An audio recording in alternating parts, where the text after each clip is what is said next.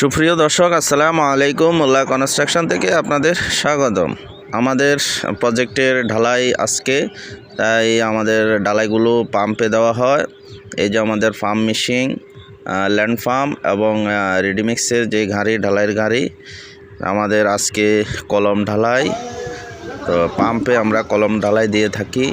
অনেকেই হয়তো বলবেন যে পাম্পে কিভাবে কলম ঢালাই দেওয়া হয়, কলম সরে যাওয়ার সম্ভাবনা আছে। আসলে আমরা ভালোভাবে সাপোর্ট দিয়ে এবং পাম্পের প্রেশার কম দিয়ে আমরা ঢালাই করি এবং কলম বড় হওয়ার কারণে আমরা পেডিতে বেড়ে দিই যেন কলম শাটারে কোনো সমস্যা না হয়। আমাদের প্রজেক্টে এভাবে আমরা কাজগুলো ভালোভাবে করি। আমাদের ভাইব্রেটিং ইউজ করা হয়। ঢালাইয়ের সময় ভালোভাবে ভাইব্রেটিং করতে হয় কলম ঢালাই, এবং যে কোনো ঢালাইতে ভালোভাবে ভাইব্রেটিং করতে হয়।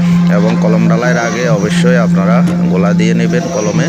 প্রথম ঢালাইয়ের আগেই আমাদের সাইট ইঞ্জিনিয়ার সাহেব খায়রুল স্যার, উনি ঢালাই পর্যবেক্ষণ করতেছেন ঠিকভাবে আমরা ঢালাই দিচ্ছি কি না, ঢালাই হচ্ছে কি না।